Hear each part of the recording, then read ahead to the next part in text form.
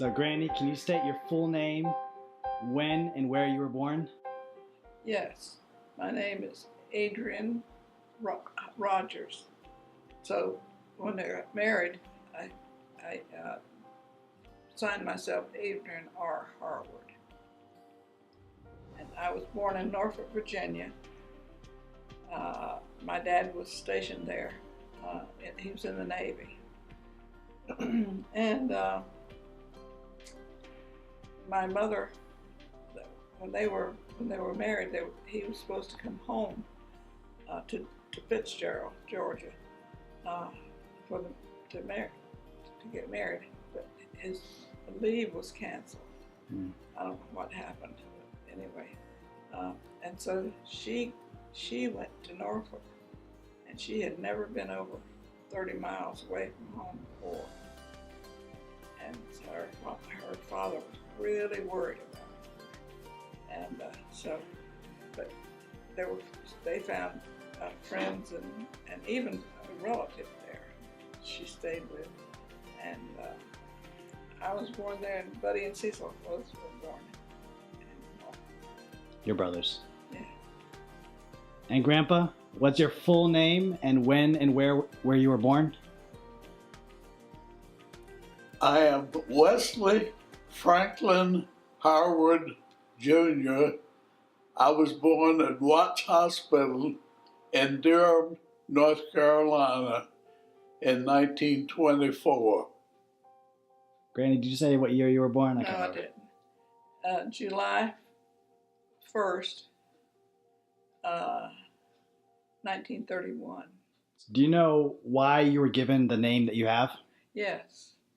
My father, when he was at a training base near Philadelphia, he boarded with a family that had a little girl that he loves children. And so he was really enjoying her, and she was killed crossing the street, hit by a car. And her name was Adrian. I'm Junior. So it passed on. Yeah, it's my dad's name. And his relatives down in Durham, they say Frank Jr. like it's one word. I can't say it the way they do. Can you guys tell me a little bit about your parents? Well, my mother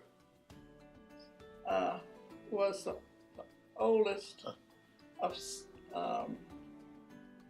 seven children, and she had 5 brothers and a sister, but her siblings called her sister, as if she was saying mother, and they said that she could pick more cotton than any of the boys, or she. Well, my mother and daddy were raised on a farm, but they worked in a cigarette factory. That's where they met. And they came together, decided to get married, and he was 17 and she was 19, and it wasn't lawful to get married under 18. So Daddy wrote 18 on a piece of paper and stuck it in his shoe and said he was over 18.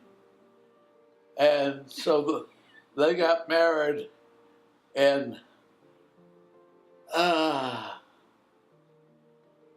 July 1923. And I was born the next year, July the 5th, 1924. Did you guys play any sports growing up? Like on any sports teams? No. The only sports I ever really did regularly and enjoyed was out in Corpus Christi. We went to kids on the base went to a school out in the country, and the bus would come, and it was a long time before we'd get there so early that we would play a rotation baseball. You know, somebody would be at bat, and when they were out, or if they got on base, the next person. I guess you know about how that works. And but I was never very good at sports. I used to practice, especially football, with the team. I never played, but I used to practice with them all the time. And after high school, I never followed any sport. What was your first car that you owned? A Model A Ford. Granny? I never owned a car until I married him, and we had a car together. I had a 1950 Hudson when we got married, and we drove that for 10 years, and I bought a used 1953 Chevrolet, and she learned how to drive on that because it was an automatic transmission. Yeah, my dad, when I was 16, my dad tried to teach me to drive. And we had a 1937 Packard. It's like a Sherman tank. And I was little, weighed even 100 pounds. So, and it scared me, that car. I didn't like it. But my dad gave up on me. And my dad used to, That's enough. Where did you two meet? We met at First Baptist Church in Washington, D.C. On a Sunday afternoon. I couldn't tell you when, but it was on a Sunday afternoon. She caught your eye? Sunday night, actually. Well, I took her home on the bus, and then we started dating after that. We went out, first time together was a Christmas Eve service at church, at First Baptist Church, and we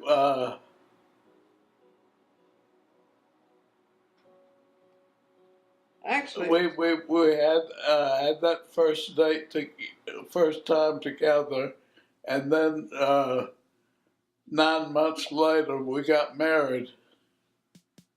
Granny, do you have a different opinion on the first date? well, it was actually a watch night service on New Year's. Remember? Yeah. Well, I said New Year's service. I thought you said Christmas Eve. No. Who said I love you first? She said I did. So that means it's right. He had an awful time getting it out. Because he realized, I guess, there was a sort of commitment, you know. And I never told anybody else that I could remember. Was Granny your first love?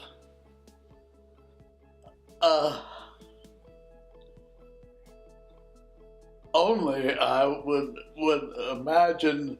I dated other girls, but there was no love. well, in later years when we went to a school reunion for his high school class reunion, I met a girl that he had been going with boy, she was nice looking. Boy, she was a very nice woman too. But I guess he uh, didn't work out. So how did you guys know you were in love? You just want to be together, Yeah. and wanting to be together, that starts a relationship that you don't want to stop. And out of that would be love. Grandpa, how did you propose to Granny?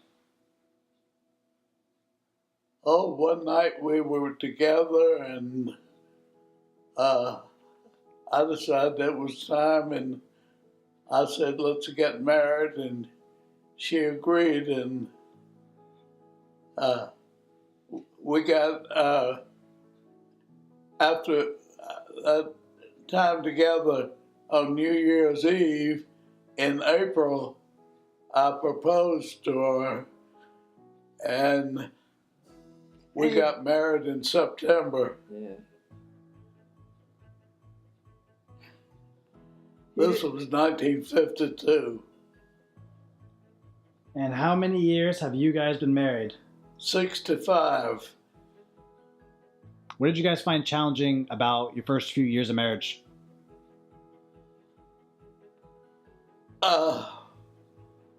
Well, we had a commitment, and the challenge was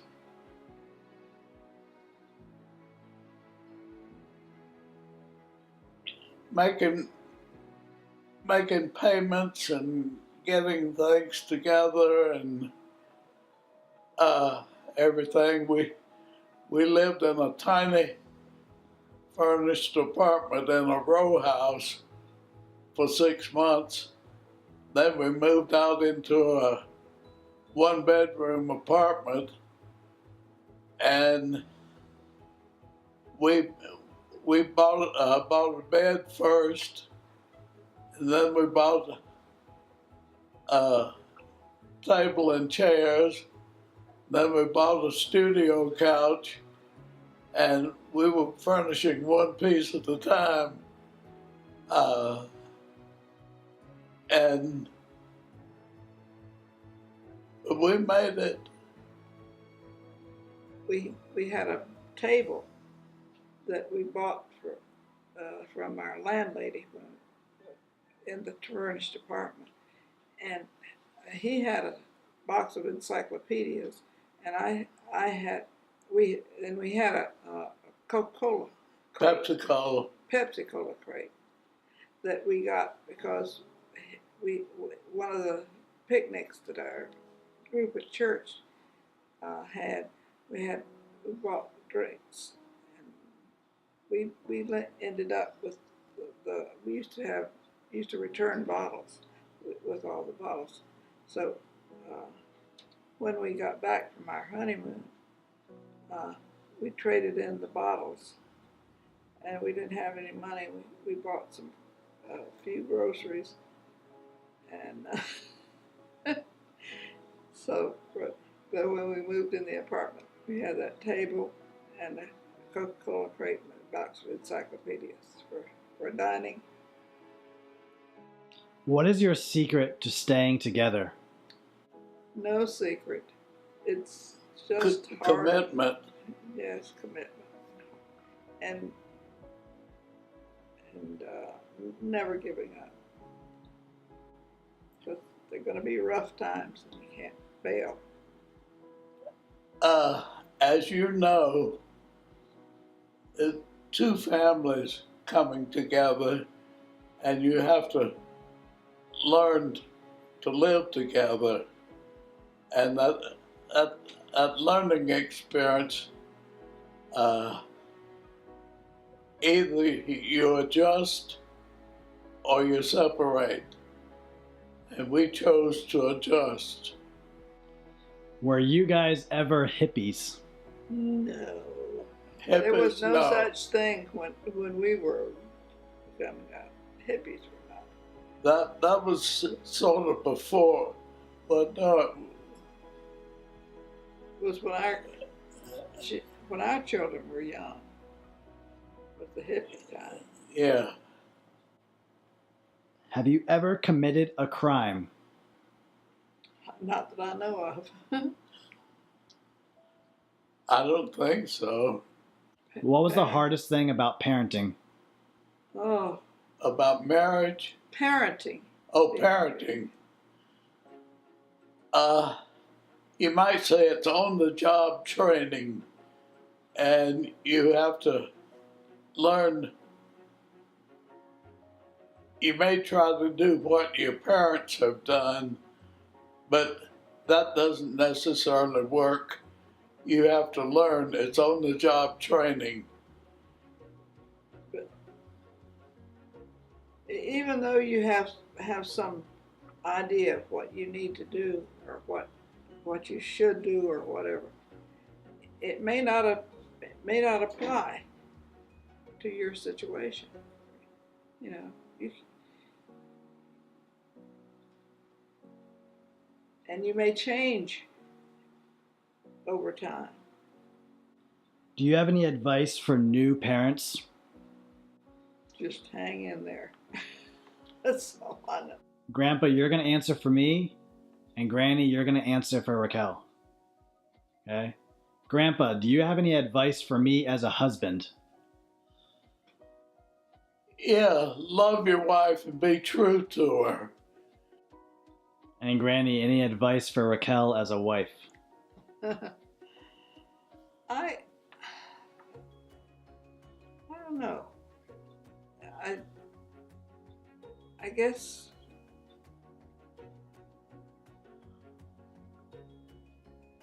sometimes I was reactive. And you have to learn to think before you speak. If you could have a do-over, or you could change anything from your past, what would it be?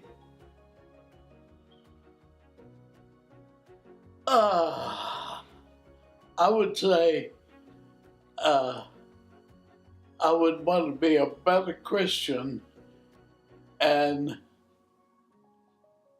be more understanding. When I was growing up, I told several white lies. Of course, lies are lies. And that's really something that I would do over if I could. Is there anything from the past that doesn't exist anymore that you wish was still around? A young body. What was it like living during different war times? I never had it real rough. I worked at Camp Butner, and I worked in the shipyard, and I worked in Philadelphia for a while, and then I went back home and stayed for a while.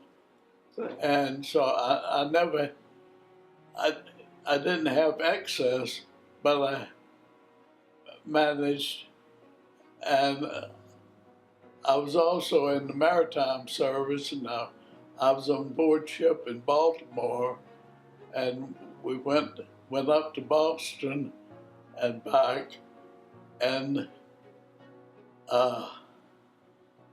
then they transferred the ship to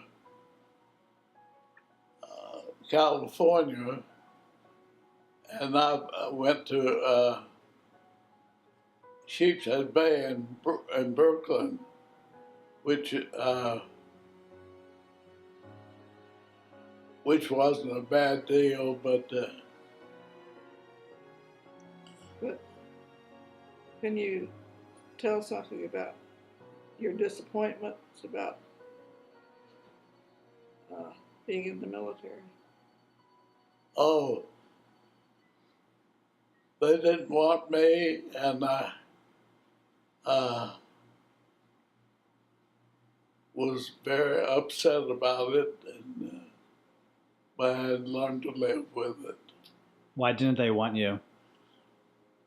I was 4F, which meant I didn't pass the physical exam, and the guy looked at my eyes, and my eyes had a movement in them, You had and I had a nystagmus. nystagmus, and he said, "You turned down." You wanted to be in the military? Yes,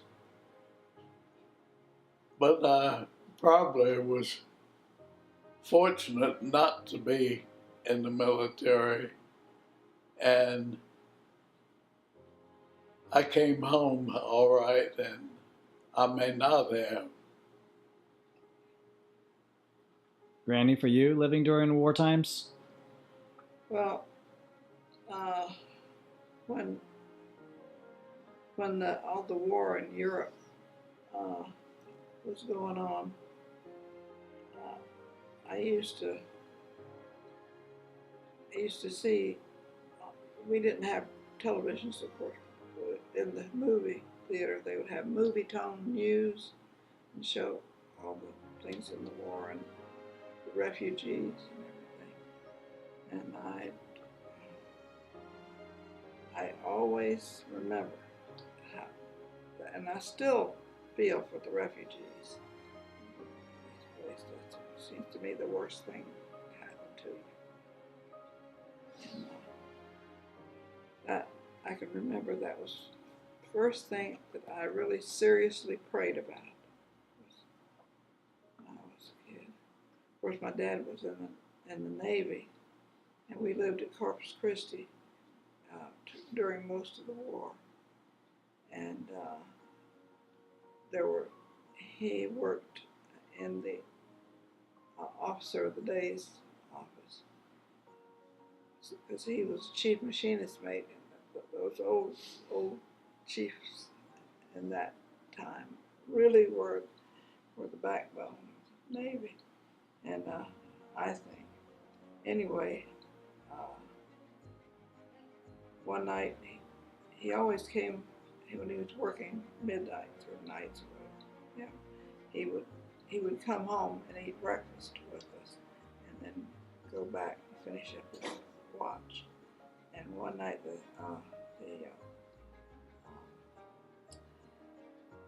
Japanese submarines were in Corpus Christi Bay, and they would sunk several oil tankers, and the phones were just going crazy. And in those days, you had to have a separate phone for every different line. And so he had to answer all night long. OD, chief of the watch. You know, he came home for breakfast, and he was so tired. He bowed his head and said, OD, chief of the watch. He was so embarrassed. He was going to say the grace. Was your father ever deployed? Yes. We were at Pearl Harbor. He was there, and the ship was sent to the Philippines, but he had fallen and broken his ankle the day before they shipped out, and the ship was torpedoed before it got to the Philippines, and the first torpedo that hit the ship was amidships, and that's where he would have been.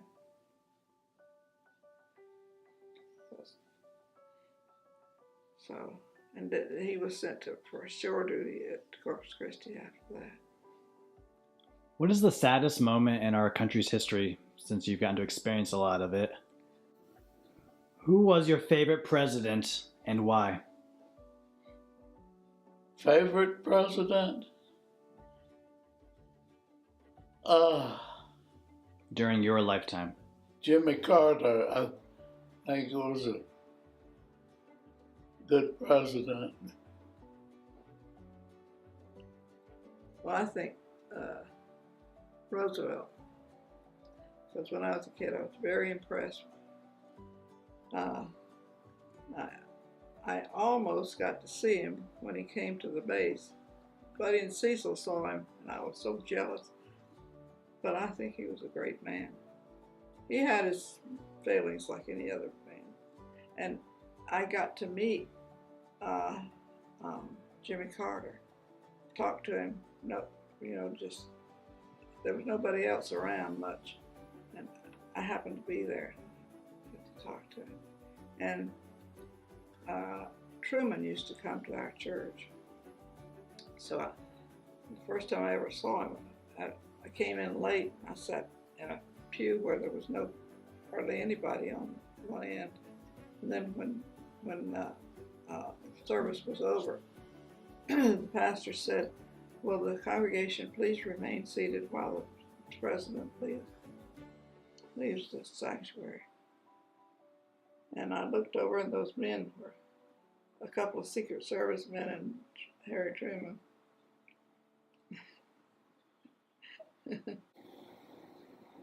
If you had $1 million right now, what would you do with it? Oh my goodness. I'd separate it between missionaries and children and charities. Grandchildren? Family. Well, yeah, I guess grandchildren. Maybe great-grandchildren. Who is your favorite grandson? Oh my word. I don't do that.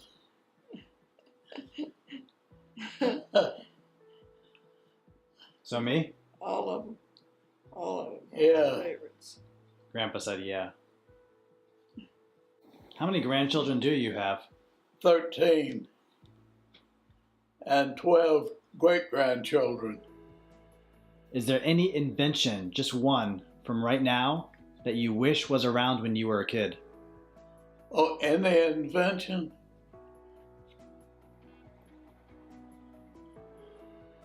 I don't know, I never thought of it, to tell you the truth. But I guess air conditioning is one. Yeah, I hadn't thought of that, but if you grew up in the South, and there could be some sweltering nights. It'd be awful. And sometimes we only had one fan. Okay, I have a question for Granny. Granny, what is Grandpa's favorite candy? Favorite candy? Or treat or sweet? Ice cream. No, you're not supposed to answer for yourself. I'm supposed to say. And I can't disagree with that, because he really likes ice cream. Okay, Grandpa, your turn. What is Granny's favorite sweet thing?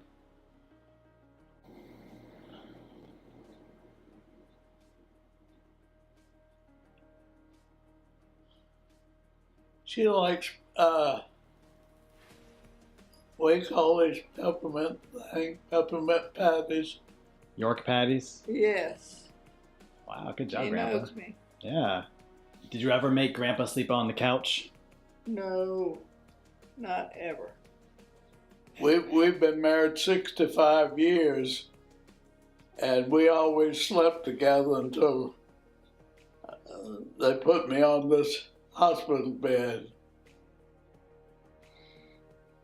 Yeah, it was awful. It was awful. I kind of got used to it, but the first few nights, it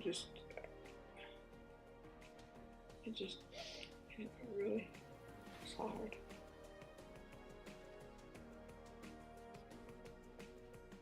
Do you have any life advice for anybody that will watch this video?